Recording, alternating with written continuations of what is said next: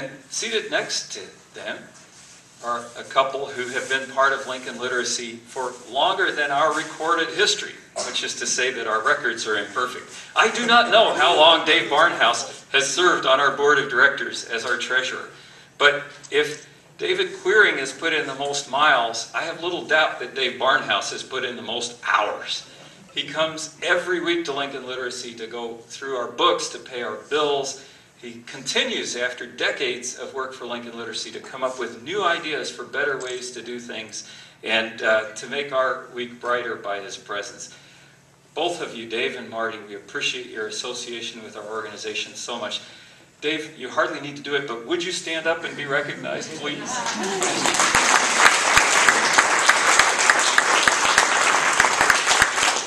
Thank you, Dave. May you continue to climb the stairs to the business office at Lincoln Literacy for many more years. And last but not least, I'd like to recognize Lois Poppy and her husband, Gerald. Lois was the first executive director of Lincoln Literacy and worked in that capacity for a decade. And at that time, it was a part-time job that she worked more than full-time, but she also dragooned her husband into working as an unpaid assistant director during some of the most pivotal years in Lincoln Literacy's history. And Lois, if you wouldn't mind, I'd like to call you up to the podium for just a moment to share a memory or two of earlier years at Lincoln Literacy.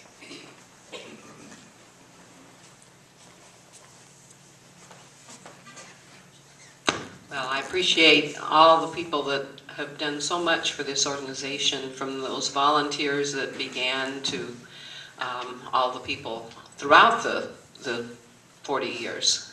I do know when Dave Barnhouse started. It was the year that I finished in 1997. And frankly, he came in and he had so many questions. And I had to tell him, you know, all these things about what was involved. And I thought, oh, I hope he stays a while so that this is worthwhile. And he's still here today since 1997. So we really do appreciate it. More questions. I also want to say appreciation is so important. And I so much appreciate all the volunteers, all of the dedicated students that have been a part of this, and the supporters that financially have supported this organization so that it has continued to the 40 years. And I guess the thing that touched me the most, I was thinking about it because of the article that was in the little newsletter, and it said, when Don Walton wrote a story on my last day in 1997, it was published in the Lincoln Journal-Star, and people wrote from all over the state to express their appreciation. And the thing that touched me the most was people who could not have written a thank you note of appreciation when they started at Lincoln Literacy, but wrote letters, either because they could not write at all in English or very little, or the people who could not, English wasn't their language, and then they were able to do that, and that really touched me. And thank you very much. Thank you, Lois, for all your years of service. There are a couple of other people here I'd like to acknowledge as well who've been involved with Lincoln Literacy for almost as long, maybe not quite as long, but pretty close to as long. Kevin Oliver was the interim director when I got the job.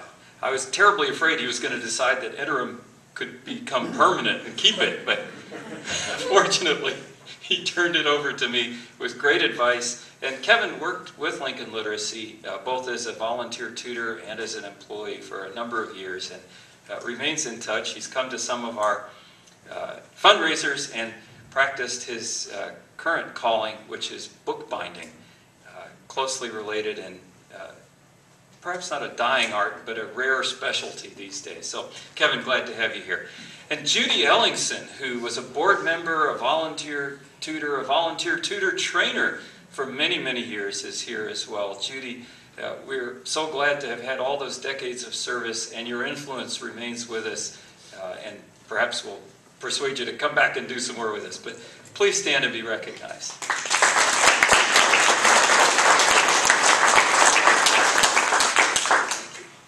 Well, as you probably know, Lincoln Literacy began working just one-to-one with native speakers of English who needed help with basic skills like reading and writing. We still do that. That's at the core of our mission.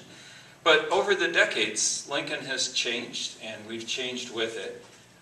In the early 1990s, Lincoln became a major refugee resettlement site, and it remains so today. And of course, like the rest of the country, we've experienced a historic wave of immigration. So the composition of our population has changed a great deal, and our mission has expanded to meet that change. Today, the vast majority of the people that we serve are English language learners. Some of them are highly educated in their home countries. Some have been deprived of education because of terrible circumstances. Regardless of whether a person is an adult basic learner who speaks English or somebody who has come to us as an English language learner, we recognize that every one of those people who comes through our door has already faced up to challenges that are greater than many of us will ever face.